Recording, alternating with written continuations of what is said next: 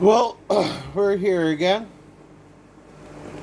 We're doing another deck profile on Spongebob because I made a lot of changes since the last time. So here we go. My commander, Spongebob. He allows you to cascade into other creatures. Next is the two planeswalkers I'm playing because now I'm only playing two planeswalkers. I'm playing Nico Bolas, Dragon God, and Tameo Field Researcher. Because, yeah, gotta play Yu-Gi-Oh! Gotta, gotta draw with Nico Bolas in Exile. You know, gotta love that stuff. Now the two lowest cost cards in the deck, Plankton Tiny Tyrant, which is a Skrelv, Phyrexian Might, and Fabelthip, the Lost, because it combos off with SpongeBob. I could SpongeBob, Skrelv, and Fabelthip combo off with each other. They just constantly keep shuffling Fabelthip into the deck and keep drawing two. Now time for the threes. We got Thalia, Heretic Cather. We got Venat, Heart of Hidalin. We got Squidward. We got Reki, History of the Kamigawa. We got Lightning, Security Sergeant. We got Bergie, God of Storytelling. We got Glenn, the Voice of Calm. We got Angie Falconwrath, because Angie Falconwrath. We got Olivia, mobilized for war because damage she mobilized for war. We got Satoru Umezawa because being able to cast anything in your hand for Demir and 2 is blessed. One of the many things that allow me to do something like that in this deck. Sephiroth, Fabled Soldier. Yes, this deck is a lot of money, not gonna lie. House, President, and CEO from Fallout New Vegas.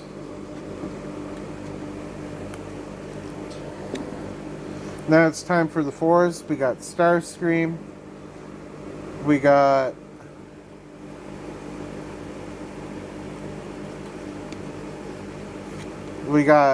Mr. Krabs. We got Nightmare. Chainer, Nightmare Adept. We got Prosper Tomebound. We got Deadpool Trading Card.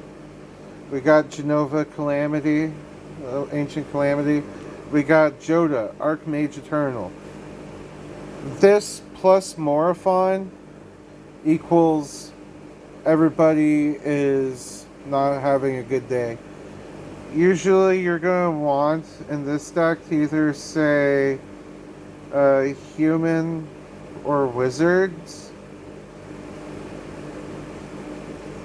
Usually I say wizard because there's a lot of wizards in this deck.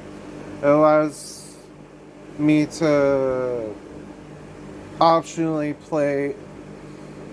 pay one of each mana instead of everything's regular cost.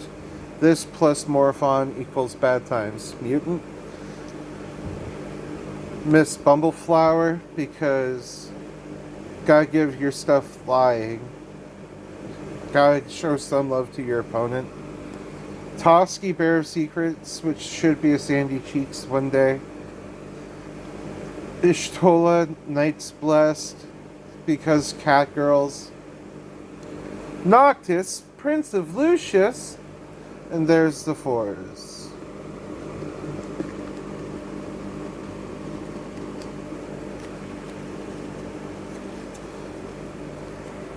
Now it's time for the fives.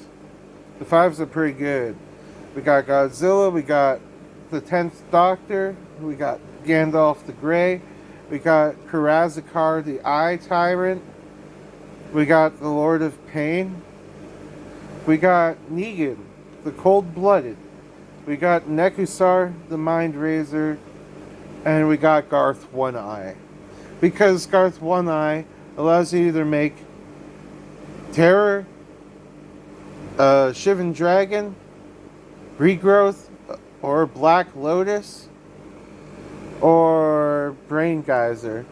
There's just so much silly stuff you could do with this deck.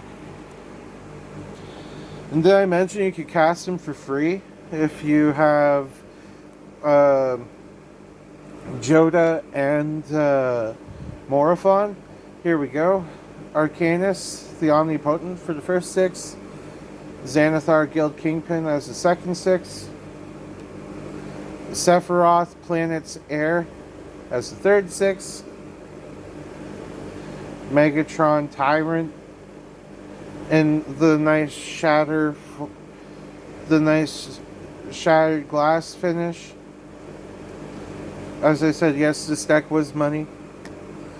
Optimus Prime, Hero,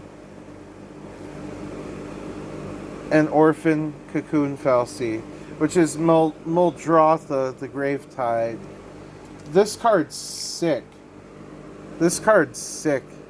I love it so much. The art is fantastic. I love how this deck just allows me to make randomly one of my favorite decks, because it's a multiverses deck. We got Karn Liberated, Morphon the Boundless, Emmett Selch, Ascian, which is Kirith, son of Yawgmoth, Tishana, Voice of Thunder, which allows you to have no maximum hand size and draw for the amount of cards you have on the field, which usually by the time you cast Tishana, you're going to have a lot of legendary creatures on the field. And Sauron for an 8. Yes, I included the 8 with the 7s. Now time for the 2 last legendary creatures of the deck. Because yes, I'm not sure if you noticed this, but there is not one regular creature in this deck. They're all legendary creatures. I cut all the non-legendary creatures. Kozilek, the Great Distortion, and Ulamog, the Ceaseless Hunger.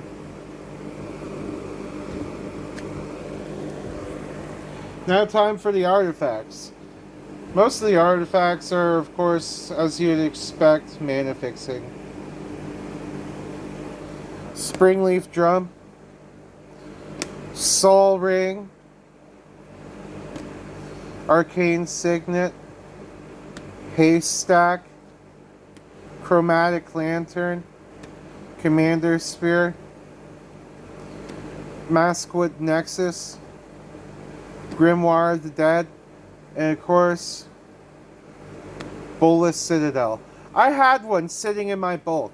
I had no idea I had a Bolas Citadel sitting in my bulk. Now it's in this deck, as you can imagine.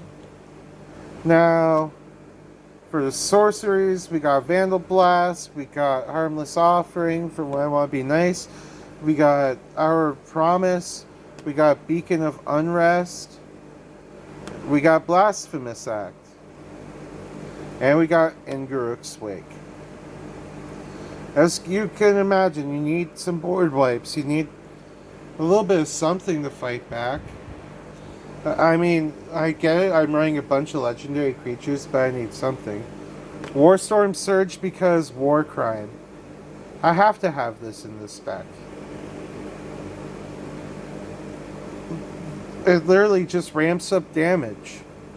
It's a threat. And A Realm Reborn is the other enchantment. Now the instants have also gone down to 3. Saw in Half, Deadly Rollick, and Salumgar's Command. Have to make this fun for everybody. Now for the utility lands, we got Command Tower, we got Exotic Orchard, we got Starting Town. Well, how the fuck is this 20 Canadian dollars? Clive's Hideaway, Gaia Reach Sanitarium, Evolving Wilds, Skarg the Rage Pits. Give something trample and 1/1 until end of turn. Really good land. Rogue's Passage, because yeah, gotta make something unblockable. Shrine of the Forsaken Gods, Terramorphic Expanse, and Bazooka Bog. Not much needs to say about a lot of those lands. A lot of them are just basic utility lands.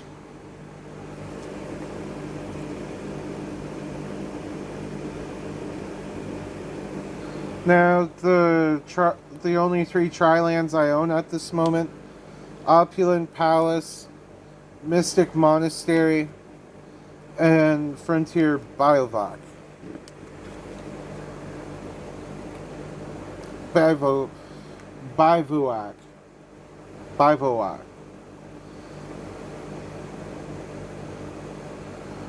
Now, there's like 4 Rakdos lands.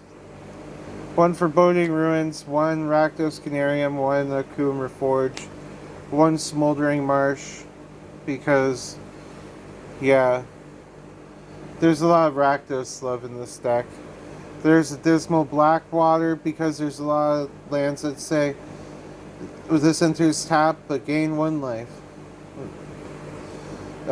Sacred Foundry, the only pain land I got. Thornwood Falls, Tranquil Cove, Blossoming Sands, and Scoured Barrens. Now for, of course, the only basic lands in this deck. 2 swamps, 2 plains, and 1 of each remaining.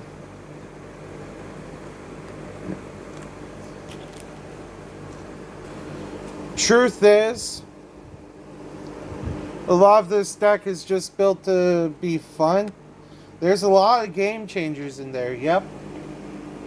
Oh yeah, there is. But it's not overly consistent.